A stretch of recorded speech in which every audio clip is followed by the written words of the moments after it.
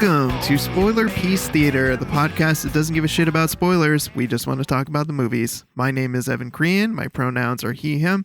I am co-chair of the Boston Online Film Critics Association and co-author of your 80s movie guide to better living. My name is Megan Kearns. My pronouns are she, her. I write film reviews for Edge Media Network. I too am a member of the Boston Online Film Critics Association, and I'm a member of Gallica, the Society of LGBTQ Entertainment Critics. And my name is Dave Riedel. I write for the Chicago Reader. I'm a member of the Boston Online Film Critics Association, and my pronouns are he, him.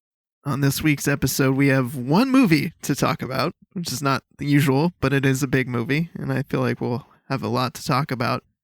But before we get into that movie, let's talk about what we're discussing on Patreon this week, our Patreon exclusive audio. We are talking about Spider-Man. We're talking about Spider-Man I'm getting the styles mixed up. We're talking about Spider-Man Into the Spiderverse, which, if it didn't give it away, this week on the main episode, we're talking about Spider-Man Across the Spiderverse. So it's all Spider-Man all week this week. So if you're a patron, definitely check out that conversation. Tune in, hear us talk about the first of these two Spider-Man movies. And now, in this main episode, you're about to hear us talk about Spider-Man Across the Spiderverse. Yes, I got the title right. So yeah, this is our one movie for this week. We're very excited to talk about it.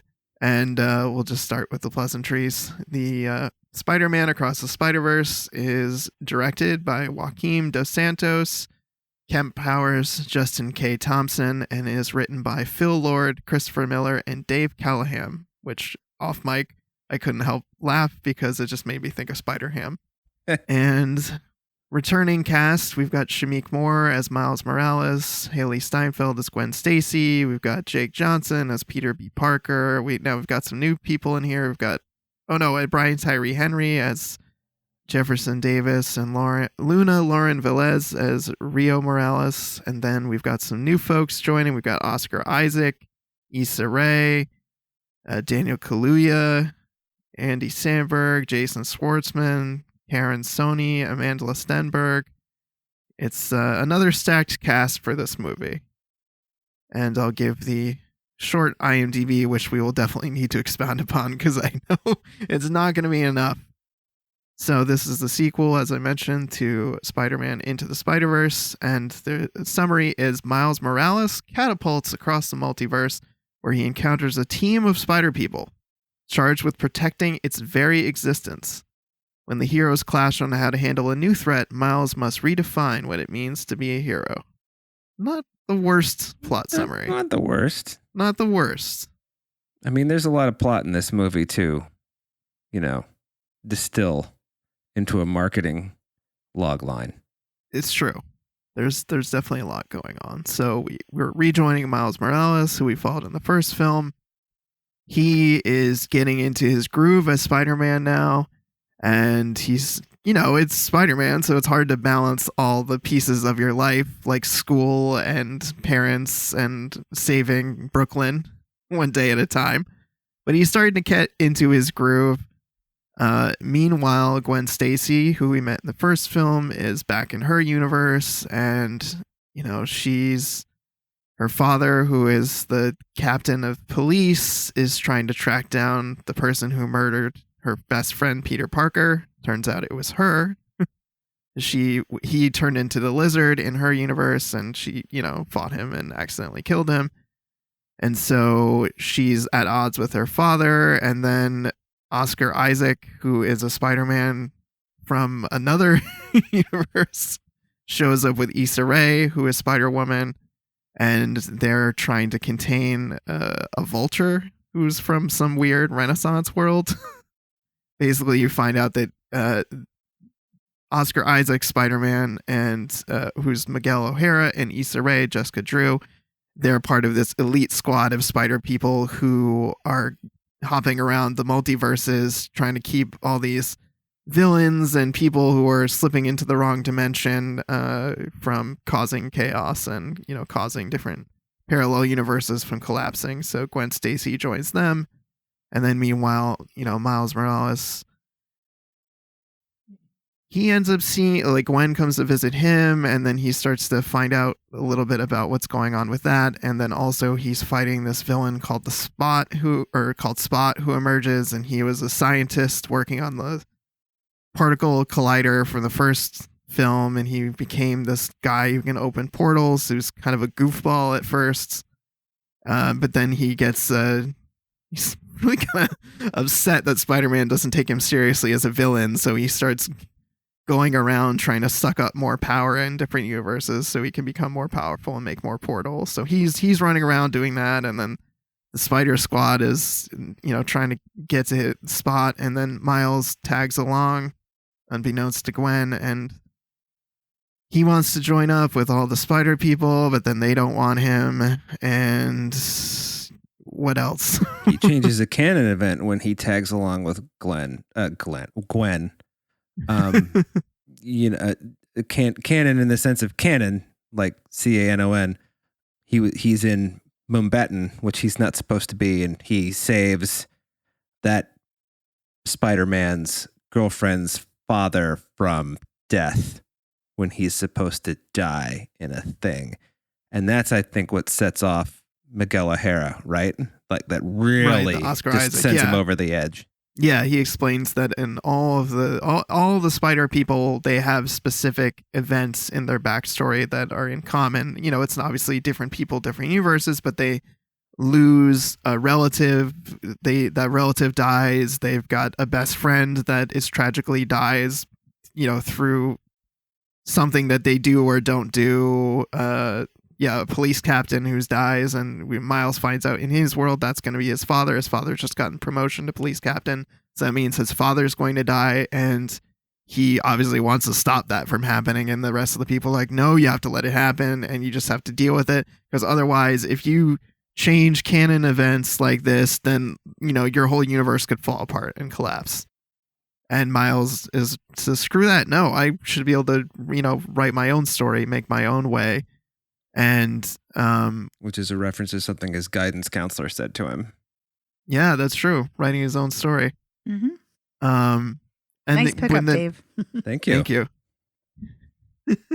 Played by Rachel Dratch, one of the few casting missteps, I think. But I didn't mind Rachel Dratch in that role. Her voice is so distinctive. I was just like, ooh, Rachel Dratch. So didn't bother me.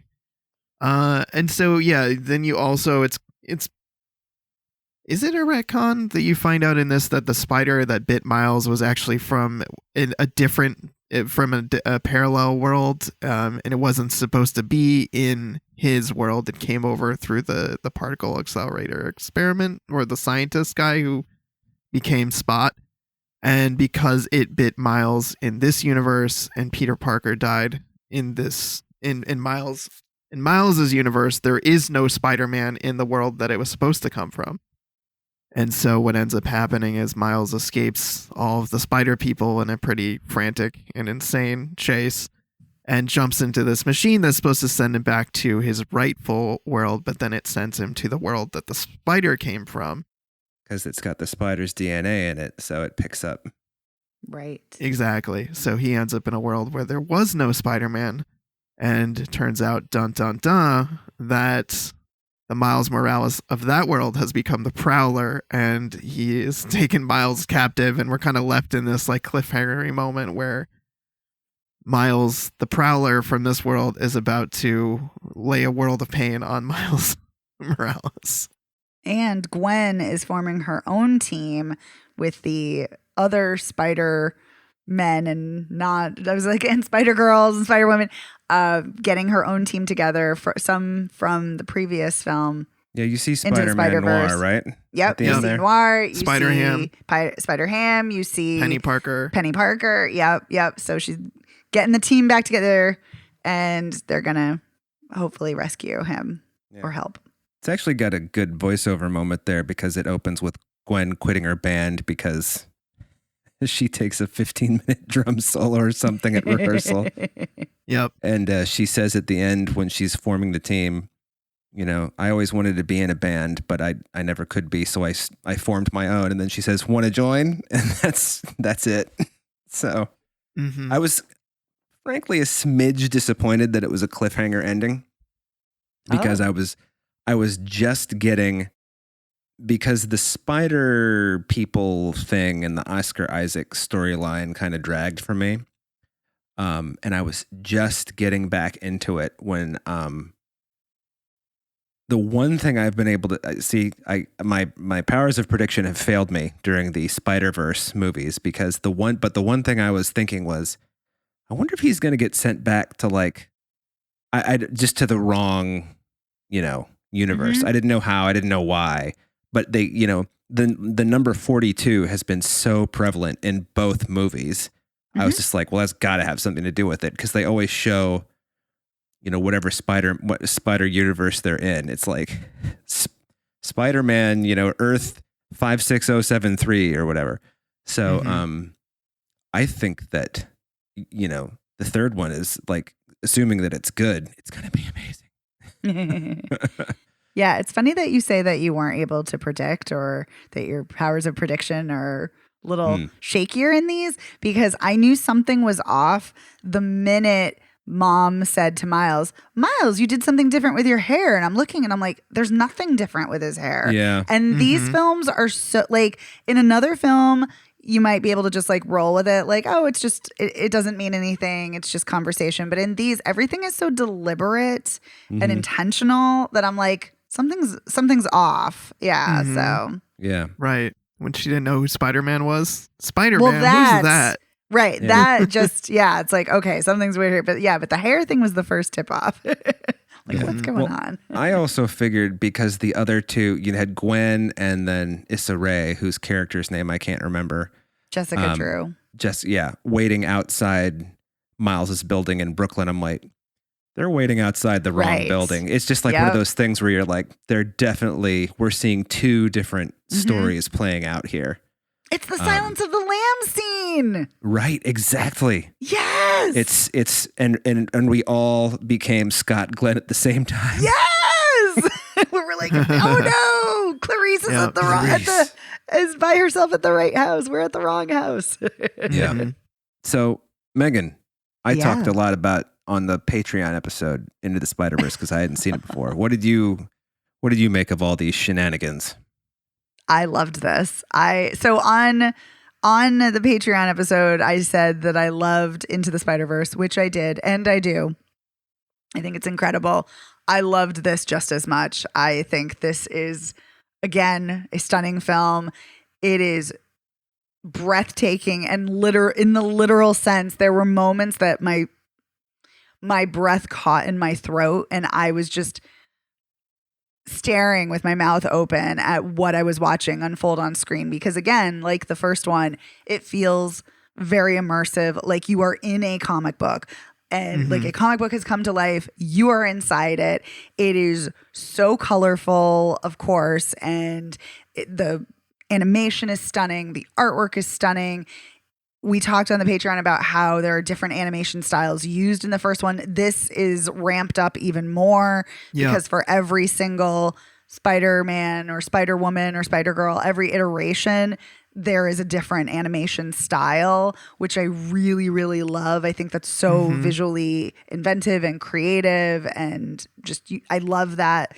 And what I especially love in the visuals of this were when we follow Gwen, and oftentimes there are these washes of color that like kind of very watercolory that like take over. Right. And sometimes they're tinged very pink and like pink and blue, very like A lot very of pastels. Yeah, in because I was her thinking, world.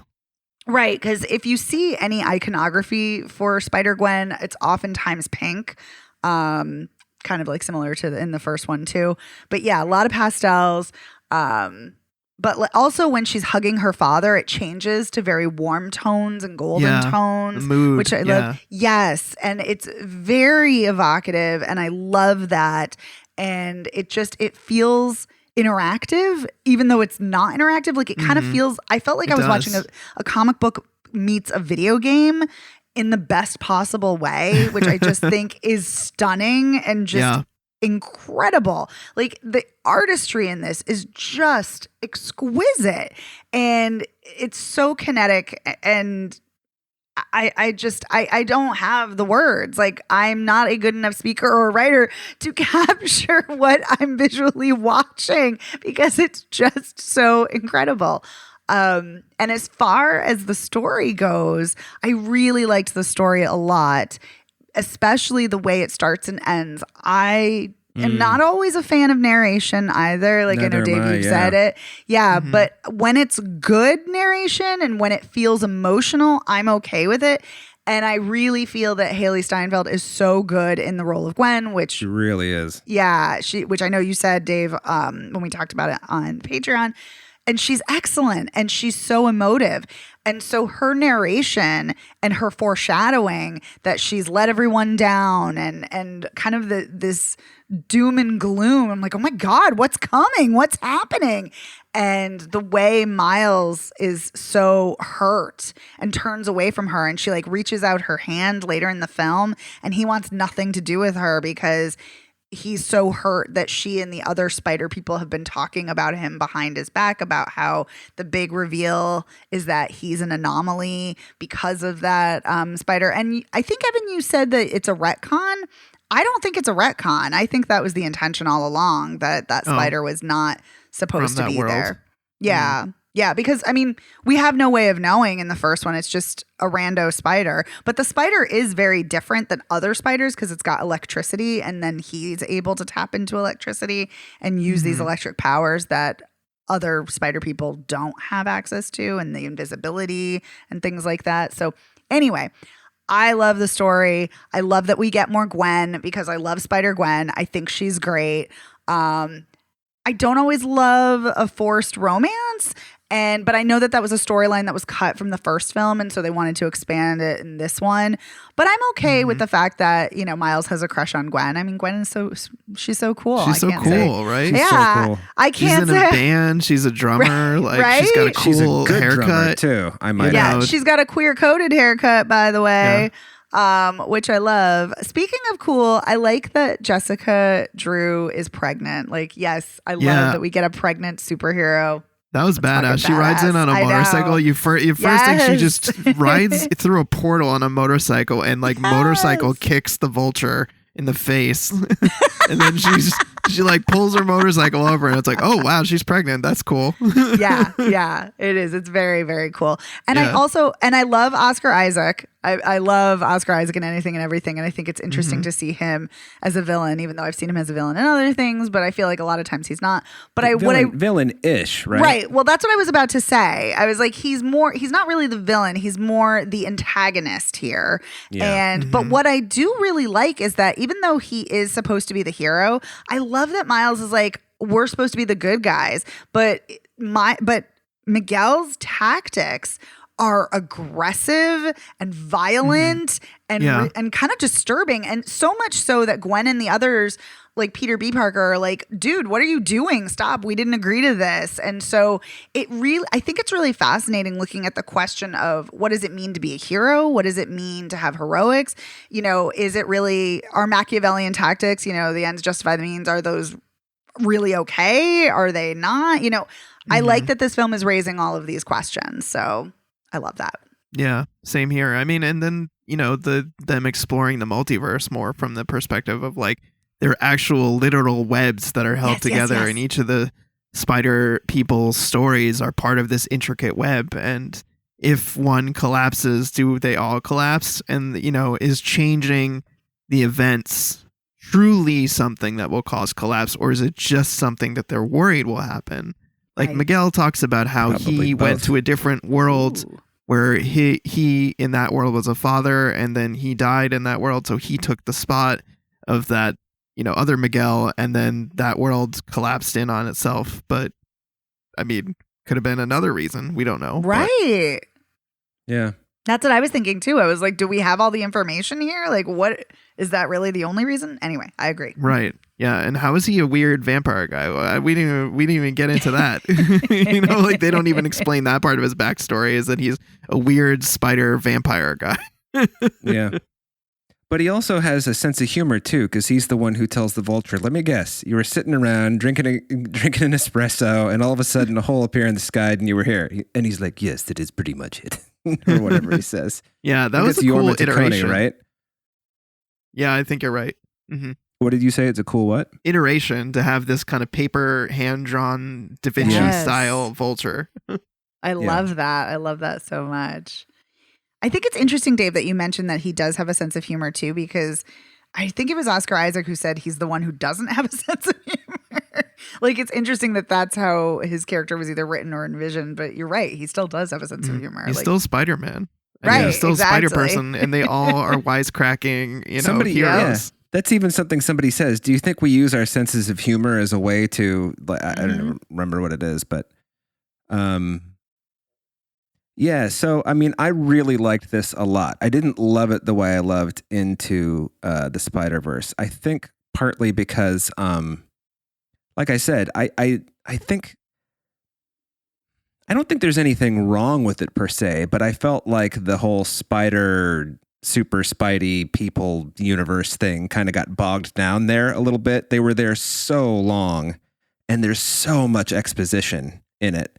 I mean, it's kind of like, Basil Exposition shows up and he's like, all right, actually they call on the AI assistant to explain what goes on. It's do like, the okay. explainy thing.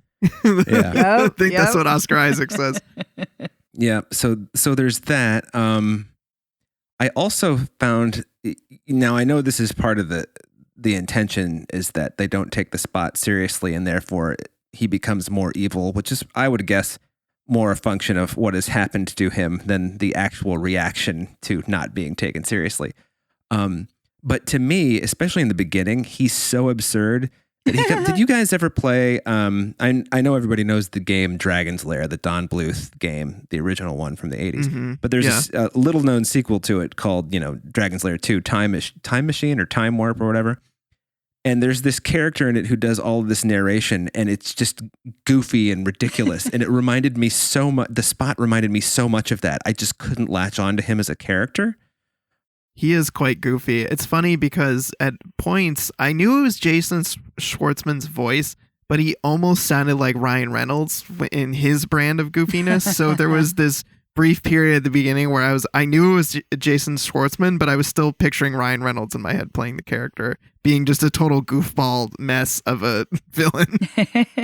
I didn't know it was Jason Schwartzman. I knew that he was in this, but I didn't know which character he was. Kind of like I didn't know, who Haley Steinfeld played until in the first one when I was like, oh, it's Haley Steinfeld. Because I think he doesn't really sound like him.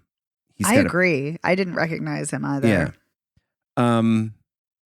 But the thing about it is I got pulled back into the story once Peter, escaped the spider, whatever, and there was just all that weirdness going on because it's so intriguing because it just feels so off from the beginning. And also Uncle Aaron, who is alive in that universe, in that multiverse or whatever. No, he says the thing about the hair to Peter. He's like, oh, you took down the braids, huh? And not Peter, I'm sorry, Miles. And we forgot to mention that in the big cliffhanger ending when Gwen is about to jump into that universe with all of the other spider people, that Peter has got his electric finger on the chain that Miles the Prowler has. So he's got his own plan that he's, going to electrocute him or shoot him across the room because presumably if there's no Spider-Man in that universe, then they also don't have any idea of that he could be that he could have some kind of powers. Yeah. Although I'm sure there's got to be part of them that's like, why is there a second Miles here? Because Uncle Aaron immediately is like, what the fuck? Just that look on his face is just like, what is this shit? So that's interesting. I like the idea of Miles being the Prowler in the other universe. I also like the way that I feel like this movie explains the multiverse in a way that makes sense. You watch other, and I should make the distinction that this is Sony and the other Marvel movies are Disney, even though Marvel is the thread that connects them all. But the multiverse doesn't make any sense to me the way they do it in the Marvel Cinematic Universe. It just doesn't make any fucking sense. I just don't get it. It's like, okay, Doctor Strange can do all this shit, but this is a Sam Raimi movie, so I'm more interested in like why there's a dead Doctor Strange than what. all that kind of stuff. But I feel like even though it is so exposition heavy in that particular sequence with all the spider people, they've at least set it up enough so that, you know, you can kind of be like, oh yeah, now it's all okay, sure. And I like the fact that Gwen has so much more story in this and that she's kind of like the second protagonist. There's like a word for that. I don't know what it is, but a single word, not second protagonist.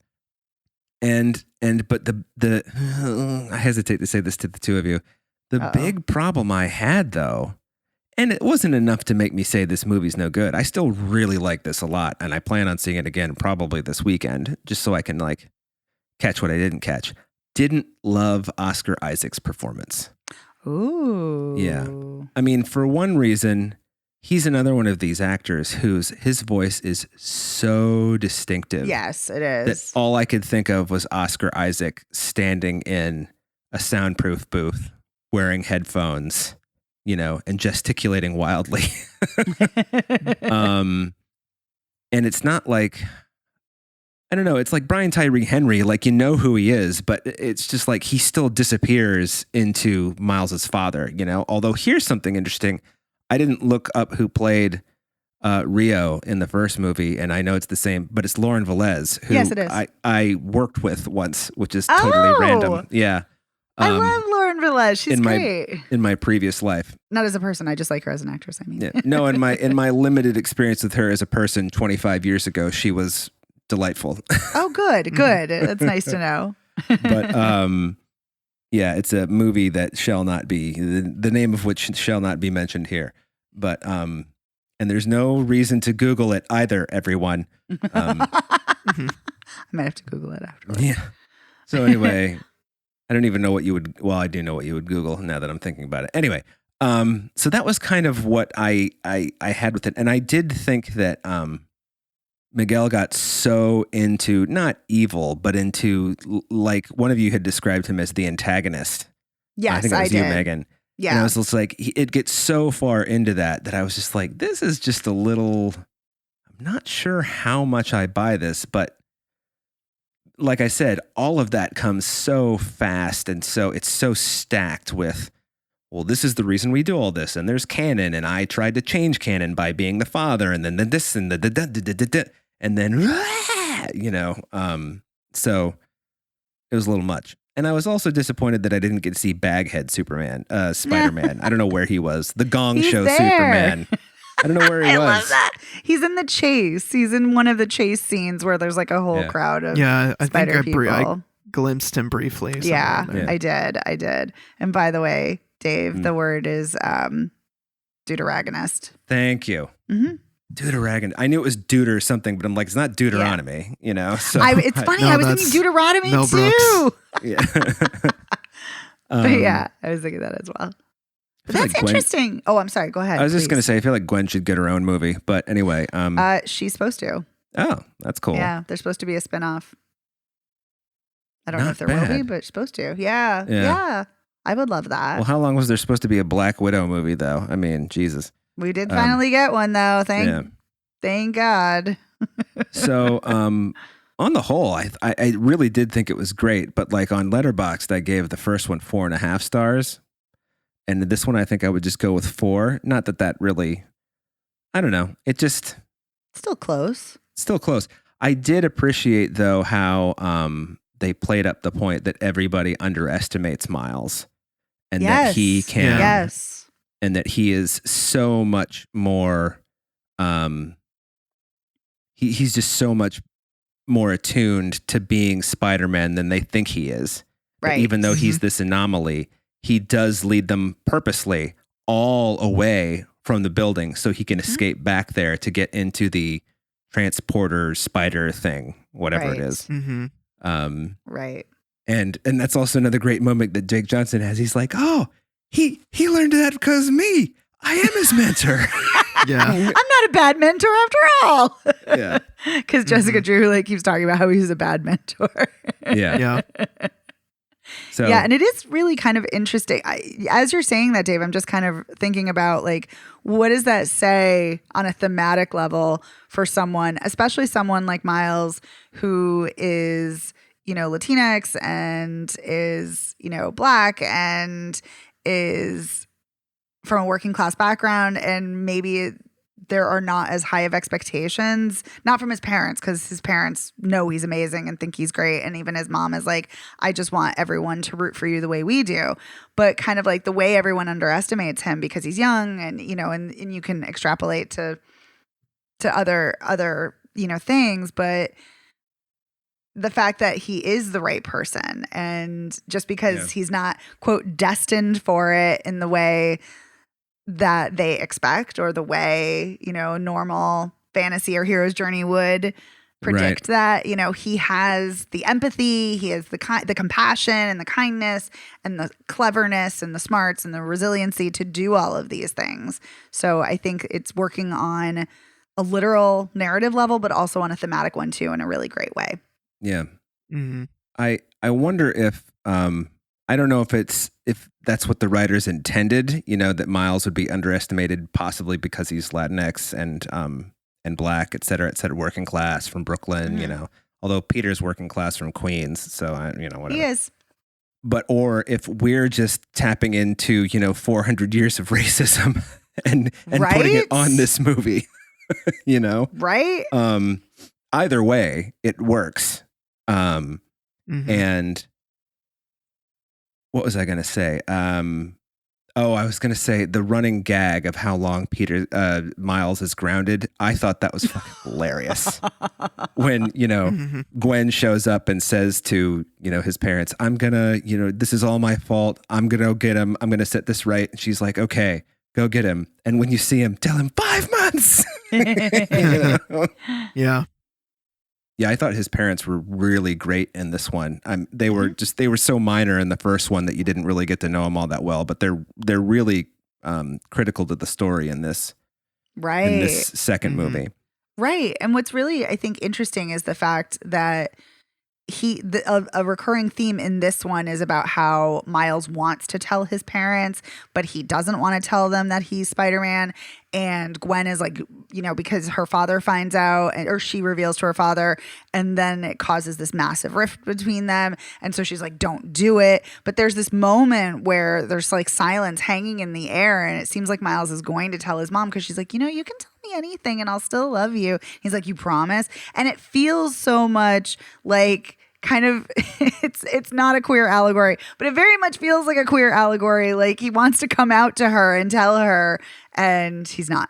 But anyway, yeah, I agree with you, Dave, that the parents are great. But we've been doing a lot of talking. I want to know what Evan thinks about this movie. I also loved this movie. Yay! Yeah, I was totally sucked into the story. I thought the action was incredible. The pacing was great. The editing, the score was really compelling. So good. Megan, what you said before about feeling like you were both in a comic and inside a video game resonated with me, because I wanted to refer to this movie as Spider-Tron, because in so many ways it feels like amazing. You're inside Tron, like in the movie. I was going to watch Tron after this, no joke. Yeah. That's really funny, because you feel like you're sucked into this world in the same way, and the characters and the elements kind of visually, I feel like there's the futuristic elements of the Nueva New York and the whole Spider People segment, but also just, I don't know, something about the characters and the way they play in the space really just feels like you're inside a video game. So that statement really resonated with me. Oh, good. I'm glad. Real quick, we haven't mentioned, we mentioned him, but Daniel Kaluuya as Hobie was one of my favorite things. He was great. Yeah. So great. Mm-hmm. Yeah, I was actually about to mention that. I love the very innovative styles of animation. Again, I loved spending more time in Gwen's world, seeing all the pastels, seeing, what you were saying before, Megan, about how the environment and the style of animation reacts to the mood of the scene and changes in the mood of the scene. I loved, Hobie as Spider-Punk. He was just such a fun character to see. I loved all of his little asides. I loved that he even at first was like hiding his identity. He was like, I'm not going to show you my face.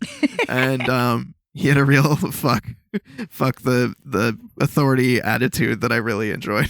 and didn't he give Miles the thing that doesn't make him Yes. glitch? And it said I don't know what it said, but it basically said like fuck the police, but that's not what it said. But that's what it meant. Mhm, You know? mhm. Yeah, that was a really great, fun new Spider-Man that we got to meet, and I actually really enjoyed the what did they call it? Mubatan, the like Indian Mumbattan? Spider-Man world. Mumbai. Yeah, and Karen Sony as the Spider-Man of that world. I feel like he pops up in things, and this was actually a really good use of him. He was very fun and funny in that section. Sorry, I was thinking about how he's talking about his hair. Oh yeah, that was quite funny. Yeah, that was a really funny. And sequence. I don't even use Also, any product in it. remember the whole thing about the chai tea? Remember chai means tea, just Yes, like Miles thank said about you. the ATM machine. ATM machine. It's redundant. Yeah, that was very funny. Also, You're I love saying that TT. I love that Miles was microwaving a beef patty in the bodega when he was fighting Yes. when he was fighting Spot. That was also really entertaining. I liked that we got briefly into the world of Lego Spider-Man, and we got the Lego Agreed. animation when that was happening. That was just such a fun little aside. We And also J.K. got. Simmons popping up everywhere. Yes, he did. We also got live action, which we did not Yes. get. Yeah. So Yeah. that is wild seeing, The Amazing Spider-Man with Andrew Garfield and seeing Tobey Maguire Spider-Man Mhm. and seeing Donald Glover as a prisoner. Right. That was a brilliant cameo because for the longest time, Donald Glover was saying that he wanted to play Miles Morales in some type of Spider-Man iteration, and people Mhm. really wanted it, and it never happened. And then he ended up being in the first of the Tom Holland Spider-Man movies, I think playing Aaron Morales. And Yes. so it just made it as like a nod to that. And so it was great that he popped up as a live action character in this, playing a version of the Prowler that they caught and had trapped. Yeah, I love that they included that. I love that they looped in to the live action Spider-Man movies, and even a very brief nod to the Doctor Strange and Spider-Man. Oscar Isaac makes like a passing comment like, "Oh, Doctor Strange and like that like punk kid or whatever." And also to Venom too, because that was the woman, the like cranky like store woman in the store, and she's like, "Who are you?" And like one of them was like, This has to be weird for you that you can't have seen this before." And yeah, apparently she's in the Venom films. So Oh, okay. so I was that's kind of the- wondering yeah. about that because I was like, I feel like I should know who this person is, but I haven't. I've seen a lot of the Marvel things, but this is just not ringing a bell for me. Yeah, I haven't seen the Venom films, but yeah, apparently she's from those. So yeah, Mhm. so I was like, so it's really looping in every single possible Spider-Man iteration, like Mhm. animation, Right. Lego, like you said, Lego, like live action, Right. all of them. It's brilliant. It really Right. is brilliant the way it's tying in everything, because that's what the multiverse is. It's everything. And when Miles and the group end up at the headquarters where there's all kinds of spider people running around, you see Scarlet Spider, and Yes. my favorite was Peter Parked Car, which was Spider-Man. That was a That dune was buggy. amazing. It was a doom buggy. Oh my god, I died laughing with that It was part. so And I love the good. little on-screen explainer text that would pop up in various Yes. places. Yes. That was very entertaining. I had a blast with this movie. I really did. I think my only real critique was that toward the last act, it kind of felt like Spot was an afterthought. We were so sucked into the Oscar Isaac piece to the story, and that was very compelling. It just was weird to me that we seemed to almost abandon Spot entirely until he just popped up at the very end there. And so I feel like my only critique is that I wanted just a little bit more through line between those two pieces of story. But otherwise, I was just enjoying the hell out of this movie. It was sad when it ended on a cliffhanger. I knew it was going to. I don't have a problem with it being a cliffhanger because comics, of course, we're going to have that. And then also these types of movies where we're doing a sequel, you got to, like a quick follow up sequel, you got to leave us on some type of note that we demand like the next movie ASAP. Yeah, this is like Empire. It's how Empire ends, where you're just like, what the fuck? Where the Empire has won at the end of Empire Strikes Back, you know? So when you open up with Han Solo frozen in carbonite in what is it, Jedi? It's like, oh my God, it really did happen. It really was bad. Meaning bad as in bad things happen to them.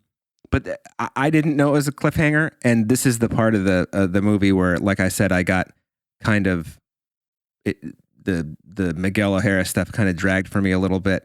But then when they got back to fighting Spot and going to different universes, it really picked up for me again, so that when it ended the way it did, I was like, what? Like, I had no idea, you know?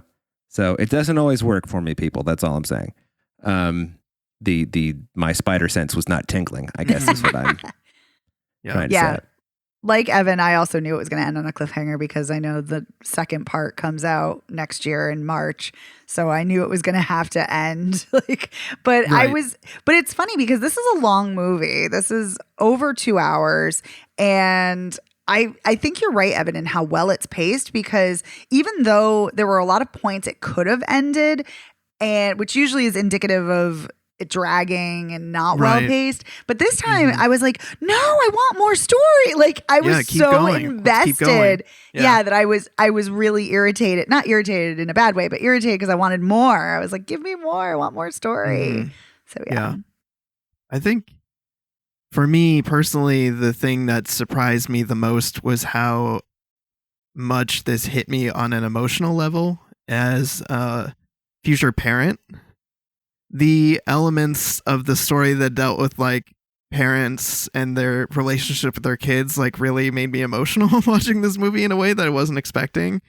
Like Peter B. Parker having a daughter and doing all of this action with his daughter in the little like, you know, what do they call that? Like baby Bjorn or whatever it is. Yeah, it's kind of like a baby Bjorn. Yeah, and so it's like he's running around, jumping and swinging webs, and she's there too. She's also, you know, throwing webs, and she's got her little spider hat on, and it was so cute and so moving to me after watching the first one again recently and seeing him come to the realization by the end, like, no, I want to have kids. I want this experience. And like when you get back to that point where he's talking with Miles and trying to kind of talk him down and being like, you're the reason I wanted to have a kid. Like I worked with you and like you were just so awesome. And I'm so proud of the person that you are now that like that made me want to have a kid. And I was like, wow, that really got to me.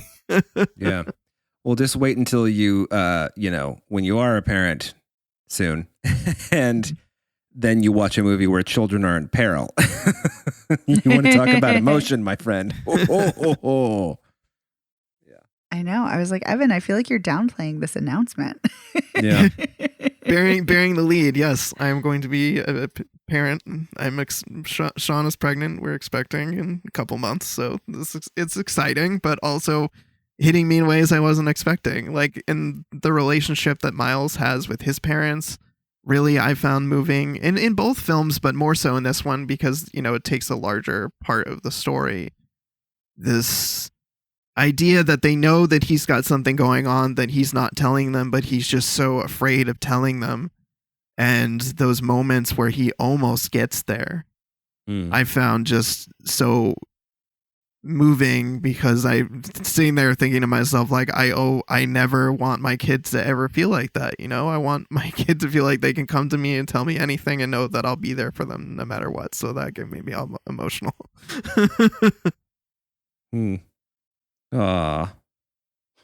Look at Evan having all the feels. I know, I'm getting all choked up. I'm a real sap lately.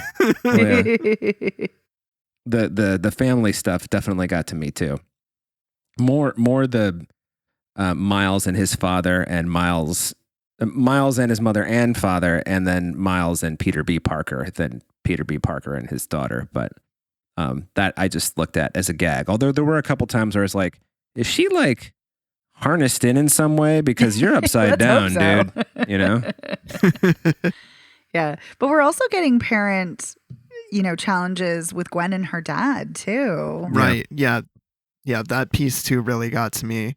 Yeah. Like, especially that moment where she's trying to explain to him and he's just not listening and he's still pointing the gun at her and he's trying to arrest her for, murdering her friend. And she's like, Dad, I really need you to listen to me. And he's just not listening. And that just also got to me. Like, I never want to be that person that's not listening when my kid's trying to tell me something, Yeah. You get to make that choice every day 1,000,000 times. It's going to be great. Anyway. Well, I'll say congrats, Evan, even though I've said it a long time ago. Oh, yeah, I have too. I'll say it on the mic. Congratulations. I know. Well, yeah, I feel like we're you two kind have known of for a while now. I know. I feel like we're like a little like it's like. Yeah, we're I know, we kind of buried the lead on the whatever. announcement. Also, yeah. No, it's exciting news, but also felt weird just being like, let's just pause the show at the top to make this grand announcement when I could actually just naturally integrate it into a review of a movie. Yeah, and it's very organic because you did, your real life is impacting, your artistic experience of watching the film, which is really cool. Yeah, and it speaks to how well done it is in the movie and how, Totally. accessible it is. It doesn't feel forced. It doesn't detract from the it works within the context of the story as it should. Mm-hmm. Yeah, absolutely. Yeah, I love that as visually striking and artistic as each of the two films are. I love that there's a lot of excellent voice acting and great exploration of relationships and emotions. It's fantastic. Mm-hmm. Yeah, and that's why this movie's awesome. And I mentioned this on the Patreon. These movies are why I go to the movies, why we go to the movies, to see stories that are compelling and told in new and interesting and fun ways that push the envelope narratively, visually. These Spider-Verse movies do that. Yeah, they really do. Excellently said. I could not agree more. Oh, shucks. Well, is there anything else we wanted to talk about with this movie? Anything we're missing or just stray threads, things that you pretty deep dive noticed? So yeah, the one thing I will say, because we talked about Doctor Strange, or we mentioned him, is that what's funny is that in the Multiverse of Madness, which I had kind of mixed feelings on, the scene that I liked the most is when they're barreling through the different dimensions, and you're getting these, snippets. And I feel like you get that here too. But I think it's done, for me, it's done in a more satisfying way because it's more like you're getting a little bit longer of it and it's a little bit more visually interesting. So yeah, I mean, it's a great scene in Multiverse of Madness, but we get it here too. And it's nice.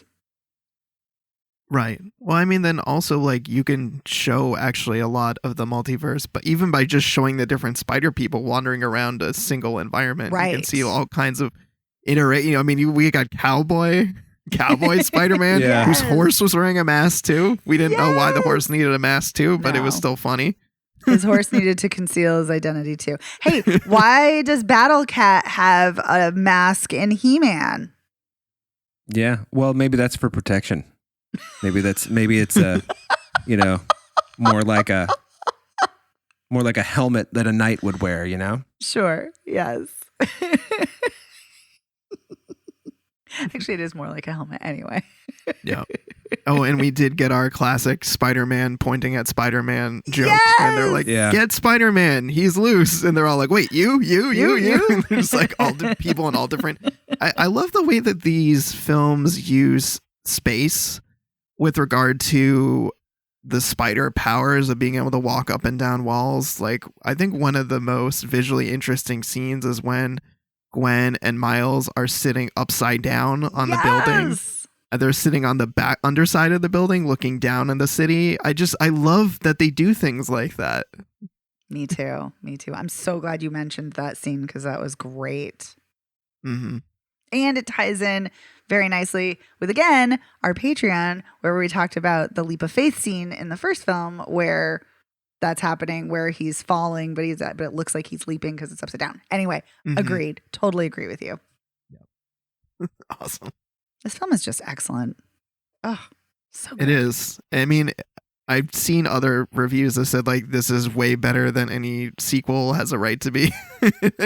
I remember watching it thinking, yeah, I can't believe how good this is. Like I really like had, very low expectations going in just because classically sequels often disappoint, and it really was so good. Mm-hmm. Yeah. Worthy follow-up and continuation. Yeah, I can't wait for the third one. No, me too. I'm suspending my my rules about retconning just because I don't know these stories well enough to know what is retconned and what isn't. So that's fair. Suspension of retcon. David's like put a stamp in a book or something. I don't know. I know. Mark that down today, the day that Across the Spiderverse opened. It's like, all right, retcons for this series are fine, whatever. All right. Was there anything else? Not from me. I don't think so. Awesome. Well, this has been a very fun conversation about Spider-Man Across the Spider-Verse. I'm going to guess that we would all recommend people see this movie. Nah. I mean, yes. After all that, Dave's like, don't bother. Oh my God, yes. I could not recommend this more. Yeah. Hell yes. Enthusiastic yes. And we just had one movie this week, so that's all. We want to say a huge thank you to our editor, Otto Clammers. Otto, thank you for making us sound great week after week. Thanks Otto. You can find the show anywhere you get podcasts, but you can also find us over at our website, which is spoilerpiece.com. You can head over there. You can also find our merch. We have a tab for merch on the website. Head over to our TeePublic store. Pick up some Spoiler Piece shirts, pillows, notebooks. We got a whole mugs. We got a whole ton of stuff over there with our logo on it. So that's one way you can support the show. You can also find us on social media. We're Spoiler Piece Theater on Facebook. We're at Spoiler Piece on Twitter, Instagram, Letterboxd. You can also, if you want to get in touch with us, you can send us an email. We're spoilerpiece@gmail.com, or you can give us a call at 862-21-PEACE. That's peace as in piece of pie. I hope you guys aren't calling PEACE. I hope that number hasn't been getting a lot of misdials. No. But you can leave us a message. You can send us a text. We'd love to hear from you, hear your thoughts about Into the Spider-Verse, Across the Spider-Verse, all the Spider-Verse, all the multiverse. Want to hear it all. So feel free to send us a message or leave us a message or call us, whatever, And if you like the show, please rate and review us. You can go to ratethispodcast.com/spoilerpiece, and that will take you to your platform of choice. You can give us a rating on Apple or Spotify. Those would be especially helpful for more people finding the show. And if you really, really like the show, please consider joining our Patreon. As I mentioned at the top of the show, and we mentioned many times throughout the show this week, this week's episode on our exclusive audio for patrons, we are talking about Spider-Man Into the Spider-Verse. Sometimes the movies we talk about are on theme with the main episode. Sometimes they are not. We're often talking about older films. So if you're the kind of person like, oh, I shy away from the parts of your show over movies I haven't seen yet, chances are you've seen the things on our Patreon because we pull from older films. So, and anyway, we also want to give a quick shout out to our sponsor piece patron, Heather Sachs. Hi, Heather. Thank you for your support. Thank you. Thanks, Heather. And that'll do it for this week's show. So my name is Evan Crean. I am co-chair of the Boston Online Film Critics Association and co-author of your 80s Movie Guide to Better Living. You can follow me on Twitter, Instagram, and Letterboxd as Real Recon, and that's real as in film reel. My name is Megan Kearns. I write film reviews for Edge Media Network. I, too, am a member of the Boston Online Film Critics Association, and I'm a member of Gallica. You can follow me on Twitter at OpinionSWorld or on Instagram and Letterboxd at TheOpinionS. And I'm Dave Riedel. I write for the Chicago Reader. I yap about movies. I'm a member of the Boston Online Film Critics Association, and you can follow me on Twitter, Instagram, and Letterboxd. I'm at Dave Sees Movies. We'll see you next week. Bye. Bye. Bye.